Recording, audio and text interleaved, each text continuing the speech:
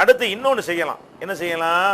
அல்லாஹ் குர்ஆன்ல சொல்லி தருகிறான், ரப்பனா குஃபிர் லனா ஒலி இஹ்வானினா அல்லதீன சபகூனா பில் ஈமான்.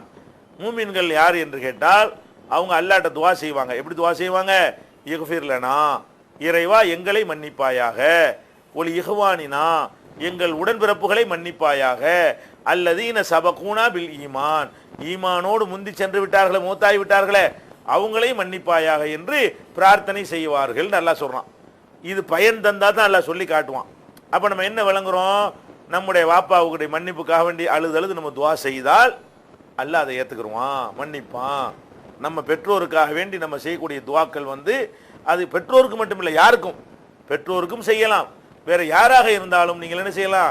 அவருக்கு ஜனாசா தொழுகை நடத்துகிறோம், அது துவா தானே, அதை செய்கிறோம். அடக்கம் செஞ்சோன்னு துவா செய்கிறோம். நினைக்கும் போதெல்லாம் துவா செய்யுங்க. உங்களுக்கு 5 வேளை தொழுகைக்கு பிறகு துவா செய்யுங்க. அது நன்மை தானது. இதுக்கே ஒரு 40 நாளைக்கு ஒன்று, 7 நாளைக்கு ஒன்று, வருஷத்துக்கு ஒரு தடவை வந்துக்கிட்டு இந்த மாதிரி சடங்கு செஞ்சுட்டு இருக்கிறீங்க. எல்லா வக்து தொழுகையிலையும் நீங்கள் என்ன செய்யலாம்? தொழுது முடித்தவொடனே இறைவா என்னை மன்னிப்பது, என் தாப்பனாரை மன்னிச்சிரு, என் தாயாரை மன்னி, என் பாட்டியை மன்னின்னு அது கேட்க மாட்டீங்களா? இது மார்க்கத்தில் உள்ளது. அப்போ உள்ளதுகளை செய்ய மாட்டேங்கிறோம். இதில் முக்கியமானது என்ன தெரியுமா? ஒரு மனிதனுக்கு ரொம்ப பயன் தரக்கூடியதில் வலதுன் சாலிஹுன் எது உலகு, அவனுக்கு துவா செய்கிற ஒரு சாலிஹான குழந்தையை ஒருத்தன் விட்டுட்டு போனால் அதனால நன்மை கிடைக்குங்கிறாங்க ரசூல் ஸல்லல்லாஹு அலைஹி வஸல்லம். அப்போ பிள்ளைகள் பெற்றோருக்கு செய்கிற துவா இருக்குதே, அது ரொம்ப பவர்ஃபுல்லான துவா. அப்போ நம்மளே செய்கிறதுக்கு துவா பவர்ஃபுல்லாக இருக்கும். நம்ம என்ன செய்கிறோம்? யாரோ ஒரு ஆளை கூப்பிட்டு நீங்கள் எங்கள் வாப்பாவுக்கு துவா செய்யுங்கிறோம். அதெல்லாம் பவர்ஃபுல்லானது கிடையாது. நீங்கள் செய்யணும்.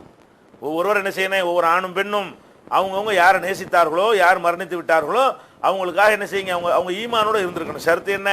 அவங்க ஷிர்க் வைக்காமல் இருந்திருக்கணும். அது மாதிரி இருந்திருப்பார்களே ஆனால் இறைவா அவங்கள மன்னிச்சிரு, அவங்களுக்கு சொர்க்கத்தை கொடு, அவங்க கேள்விகளுக்கு லேசாக்கி வை, உயர்ந்த தர்ஜாவை கொடு, அப்படி இப்படின்னு என்னென்ன மார்க்கத்தில் நமக்கு சொல்லித்தரப்பட்டிருக்கிறதோ அது எல்லாத்தையும் கேட்கலாம். இதுதான் மார்க்கத்தில் உள்ளதுகளை எல்லாம் விட்டுப்புட்டு இல்லாததுகளை நம்ம செஞ்சுக்கிட்டு இருக்கிறோம்.